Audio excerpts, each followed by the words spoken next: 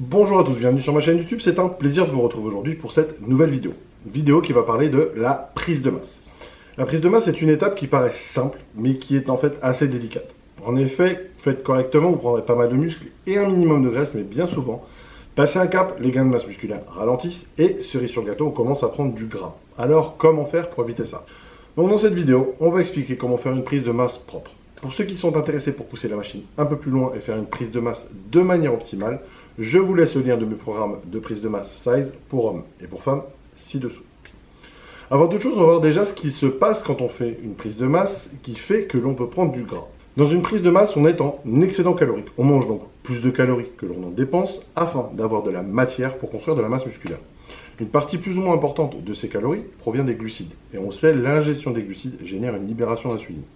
Or, en prise de masse, vous mangez beaucoup et vous mangez souvent, ce qui fait que votre pancréas libère de l'insuline de manière quasi continue à travers la journée pour notamment réguler le taux de glucose sanguin. Le problème qui arrive alors, c'est qu'à force d'être trop sollicités trop souvent, les récepteurs à insuline finissent par se fatiguer et perdent leur sensibilité.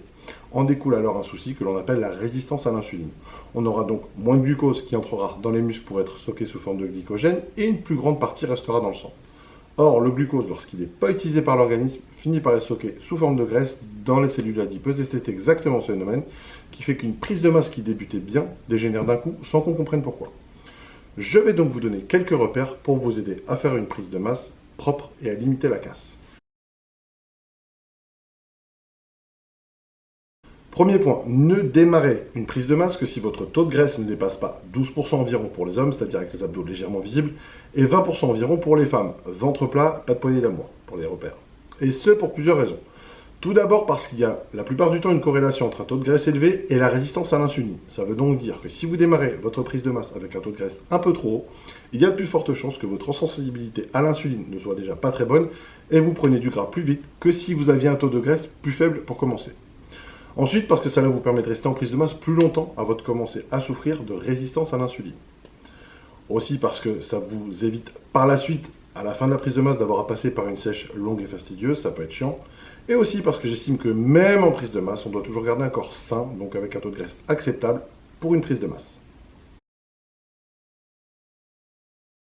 Deuxième point, déterminer une base de calories que vous devrez consommer et déterminer vos besoins caloriques journaliers, c'est-à-dire votre métabolisme de base plus le nombre de calories estimées que vous devez dépenser quotidiennement en pensant à bien tout inclure. Vos déplacements à pied, votre activité professionnelle quotidienne, l'intensité, la durée de vos entraînements.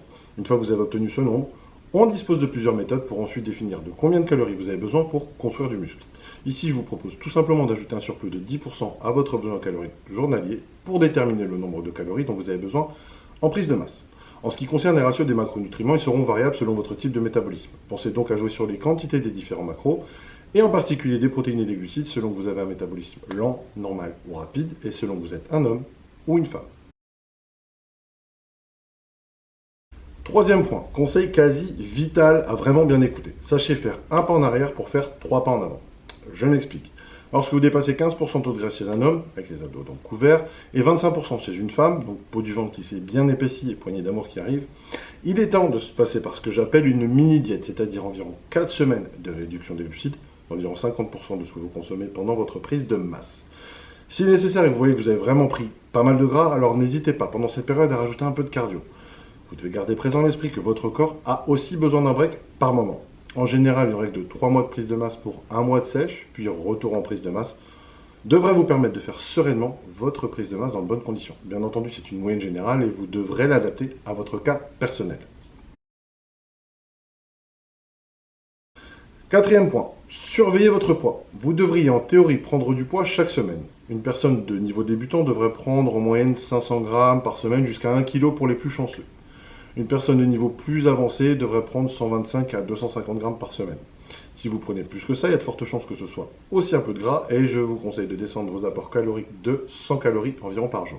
Si au contraire votre poids ne monte pas, essayez d'ajouter 100 calories à vos apports journaliers. Cinquième et dernier point, soyez attentif aussi, ne vous acharnez pas si votre prise de masse commence à montrer des signes comme quoi elle dégénère. Si jamais vous sentez que vous êtes de plus en plus ballonné après manger, que vous gagnez de la graisse, que vous prenez trop de poids par rapport à la norme de prise de poids dont on a parlé précédemment, ou que vous congestionnez de moins en moins pendant vos séances, c'est que votre corps a besoin d'un break et qu'il est temps de stopper, au moins momentanément, La prise de masse est de passer soit directement en stabilisation, soit en mini-sèche si vous désirez reprendre la prise de masse après.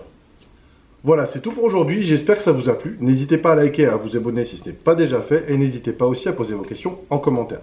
Pour plus d'informations sur mon actualité, rendez-vous sur mon blog www.bikacoaching.com où vous pourrez retrouver mes articles, mon actualité, mes offres de coaching, mes offres de programme de perte de poids et de prise de masse, ainsi que mes e-books. J'espère que ça vous a plu, je vous dis à très bientôt pour une nouvelle vidéo.